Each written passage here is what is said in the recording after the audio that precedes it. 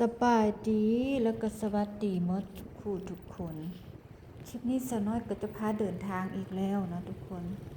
สาวน้อยจะพามาชมบรรยากาศในเส้นทางอีกเส้นทางหนึ่งเนาะที่ว่าสำคัญเลยทุกคน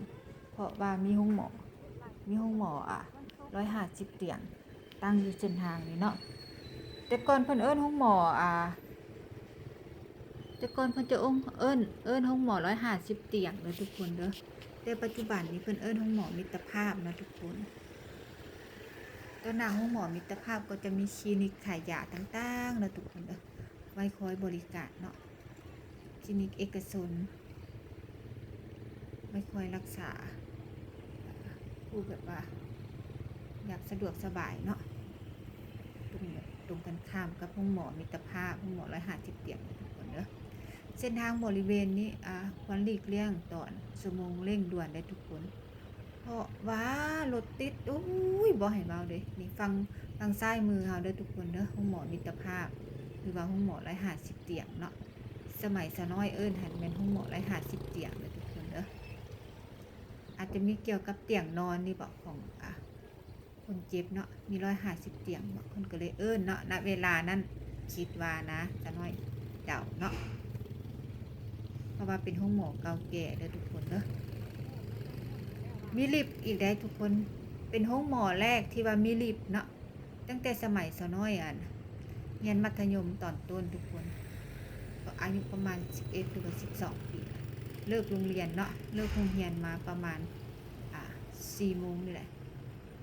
ตามภาษาวัยรุ่นกำลังขึ้นใหม่เนาะทุกคนพากันมาขี่ลิฟต์ทุกคนเพิ่นเอิ้นขี่ลิฟต์เด้เพิ่นบ่ได้เอิ้นขึ้นลิฟต์ก็แต่ว่าพานได้ขึ้นลิฟต์น้ำมูดอกมาเท่าใดหันห้องหมอปิดก่อนเนาะเพิ่นบ่ให้เด็กน้อยขึ้นไปว่าซั่นเถาะแล้วที่นี่หมู่เนาะหมู่เพื่อนนี่แหละเพิ่นมา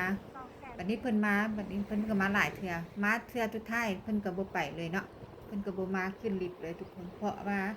เวลาลงเนาะกดลิฟต์ความบ่ฮู้เพิ่นว่าลงไปชั้นใต้ดินทุกคนเอ้ยเพิ่นว่าดีแต่ประตูใต้ดินบ่ปิดแล่นขึ้นน้ำกับบ่ทันทุกคนเอ้ยเจอของแท้เลยตัวเพิ่นน่ะหลังจากนั้นสาวน้อยก็หมู่ส่วนเนาะก็บ่ไปเลยเพราะว่าย้าน ทุกคนว่าบ่ใต้ดินของหมอสิมีหยังเนาะก็บ่ได้ไปน้ำหมู่แล้วหมู่ก็บ่ไปเลยก็เลยบ่ได้ขึ้นลิฟต์น้ำหมู่เลยตอนสมัยวัยรุ่นน่ะนะก็เป็นสมัยวัยรุ่นเด้กำลังขึ้นวัยรุ่นใหม่ๆเนาะทุกคนตามภาษาเด็กน้อยเนาะเด็กน้อยขึ้นใหม่ทุกคนนี่แหละทุกคน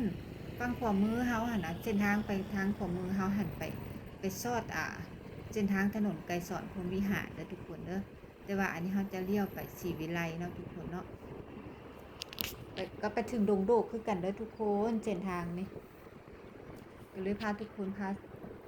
ชมบรรยากาศถนนหนทางไปนำกันถนนนะถึงว่าจะมี2 เลนอยู่นะทุกคนนะแต่ว่าเป็นถนนแคบเลยทุกคนเด้อมันก็เลยทำให้รถติดตอนชั่วโมงเร่งด่วนเนาะทุกคนพากันไปเรื่อยๆครับไปเรื่อยๆเนาะเบิ่งบ้านเมืองของตัวเอง